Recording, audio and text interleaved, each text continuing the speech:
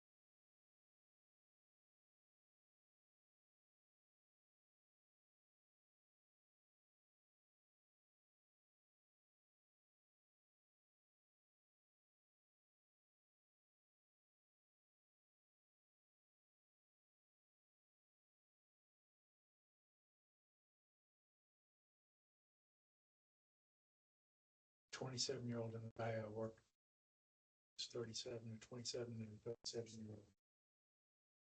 This process now. Mhm. It's hard to imagine.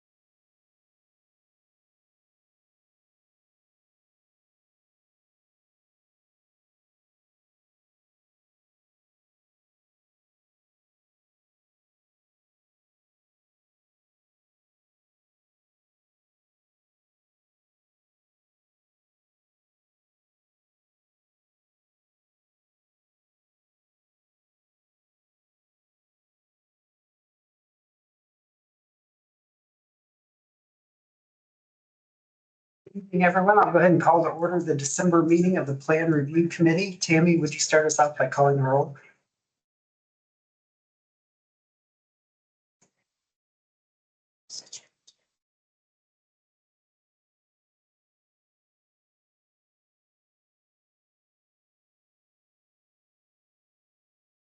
Greg Pittsford, Here. Jeff Morris, Here. Scott Barris, Here. Julie Thomas. Right here, Dave Bush, Dave Bush, Yes, I'm here. great, Travis Dixon. Here. And David Jenner. Here. We have 5 people in person and 6 people for a quorum. So no administrative business or no old business tonight, so we'll jump right into new business. First and only is PUO 24-5, the Jim Ball Plan Unit Development Outline Plan Amendment. So Daniel, I will turn it over to you. Thank you. So this is a property around 0.47 acres in the Clear Creek Township on 701 West Popcorn Road. And it's alternatively been called the Jim Baugh PUD as well as the Cutting Edge PUD. So it was originally created in 2006 and it was developed to include a variety of commercial exhibits as commercial uses as seen in Exhibit 1. The proposed outline amendments is to add the use of single-family residential to the list of uses. This is so the petitioner can live on site while also running an automotive repair service of the building, specifically focused on repairing the electrical systems of English Roadsters, according to the petitioner letter. So it was originally developed in 2006, like I said, and it was included 5 conditions of approval. One was the provision of a sidewalk at least 4 feet wide with a connectivity to Popcorn Road. It's a Heritage Creek development to the south. 2 was a fixed or anchored barriers shall be required for the landscaping.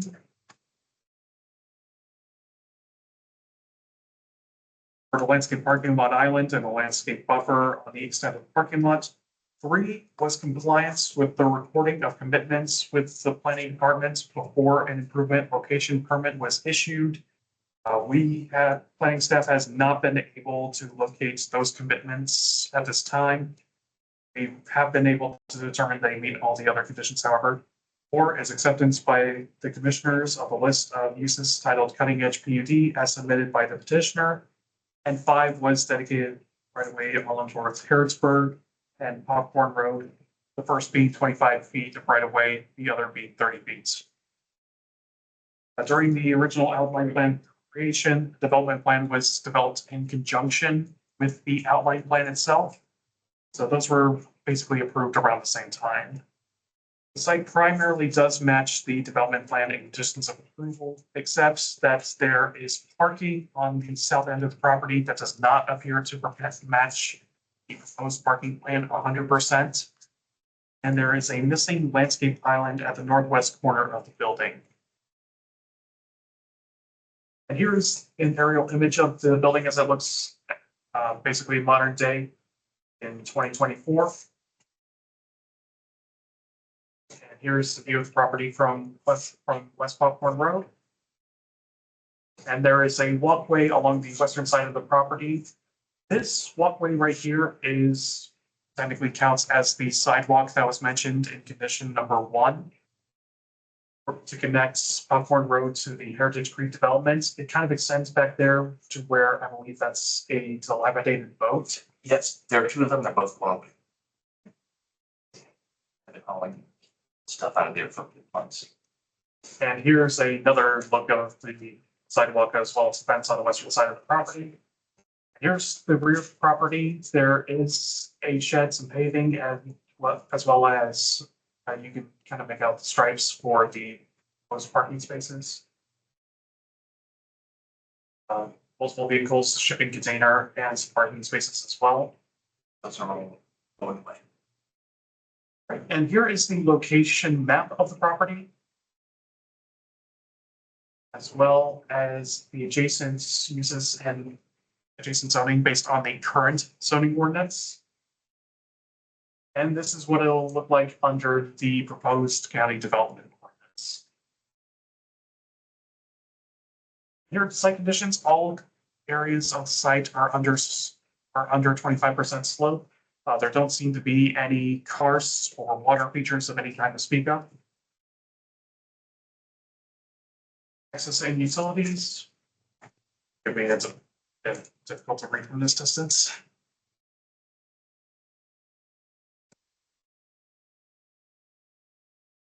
Site does have access to all utilities as was established when the PUD was first put into effect.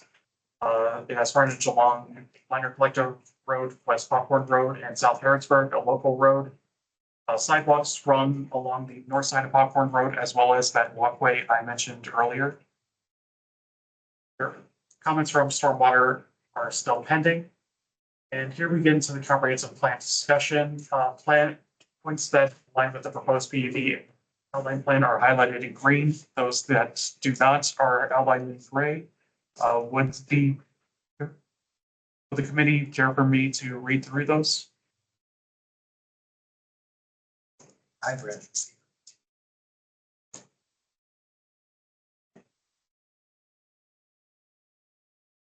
And here are the PUD review considerations. Would the committee like me to read through those? Just briefly go through the list. Okay. So in terms of the extent to which the PUD meets the purposes of the zoning ordinance, the current uses allowed align with the general business zoning district for the most part. The amendments will be to add a single family residential use to that. The petitioner intends to run it as an automotive repair shop, which is already a permitted use within the PUD. The extent to which the proposal departs from the zoning and subdivision regulations, such as density, dimensions, bulk use. The approved PUD, again, aligns primarily with the general business zone, which does not permit residential uses for the most part. Well, for all of them at all, unless there's a use variance, really. So where IMC comprehensive plan of designation of designated communities, Harrodsburg area specifically does not allow for a mix of commercial and residential uses in a walkable community, nor does it allow for compact development. It was developed in the standards of the original PUD was approved with the standards that were appropriate in 2006. Item E, the relationship and compatibility of the proposal to the adjacent properties and neighborhoods, and whether the proposal would substantially interfere with the use or diminish the value of adjacent properties and neighborhoods. Occupying the property may increase the economic well-being of the area by raising property values of surrounding parcels and providing an active commercial business near the core of Harrodsburg.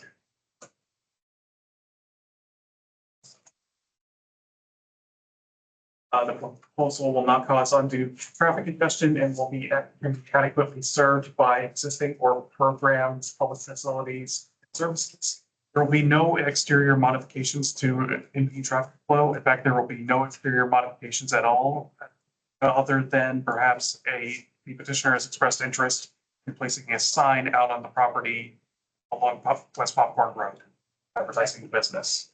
I was going to mount that on the side of the building. I see. It's actually a part of an MGB, the actual car, I have one that I wasn't going to use. I just got that mounted inside. Right. I think that is in the petitioner letter in exhibit 1. Exhibit 2. Yeah, the way it's oriented, it looks like it's pointing down the ground. But now it makes sense what it was. It was in the packet that I got. Yeah, I saw it too. And there are also existing utilities on the site. As for item H, the proposal preserves significant ecological, natural, historical, and architectural resources to the best extent possible. There are no changes proposed to the open space or any protected karst features on the site. And that's about it. That doesn't already reference other findings. And exhibit 1 is the existing PUD ordinance 2006-22, as well as the staff report. And here's the petitioner letter.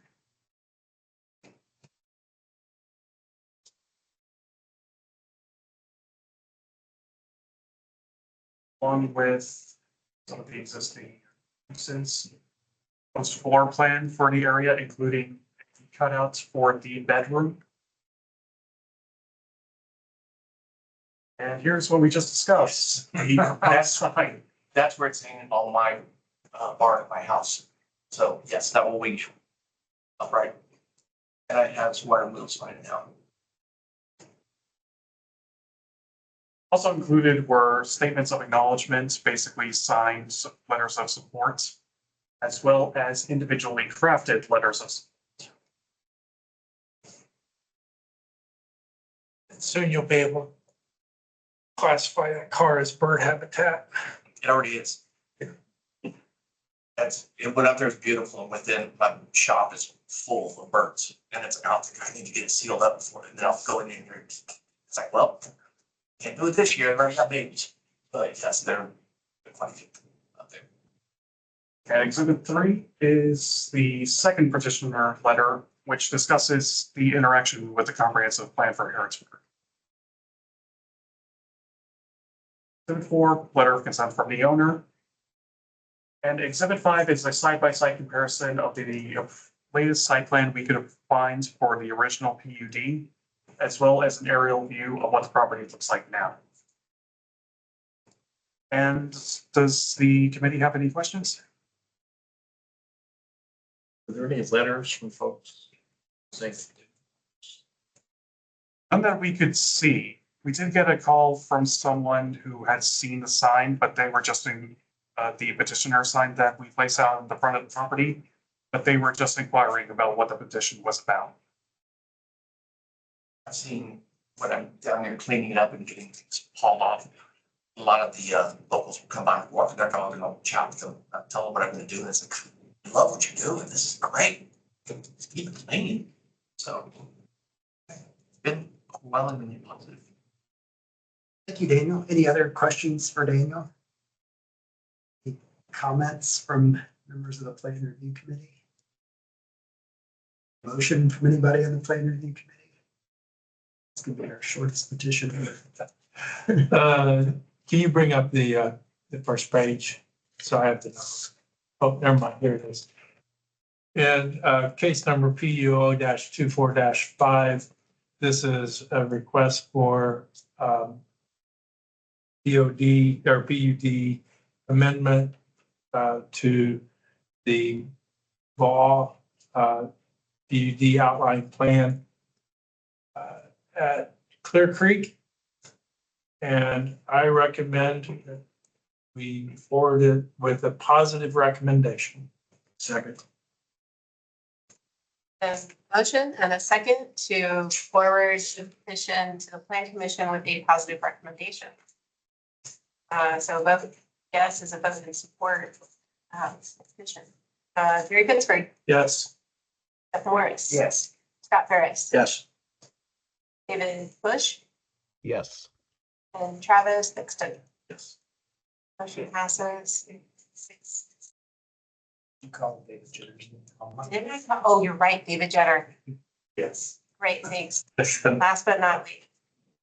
Anything else for us, Tammy? Oh, that was it really. I was prepared to like talk about other things, and I will say that we don't normally let petitioners talk during the meetings, and I kind of didn't remember that until like midway through. Essentially, if you guys have questions for the petitioner, you can ask those, but normally letting that be there for the record for future meetings that step alone. Catch that most of the way through. Well, that was, all right, you didn't know. Thank you all for the hearing. Thanks all very much. I got a company. I'll be there tomorrow.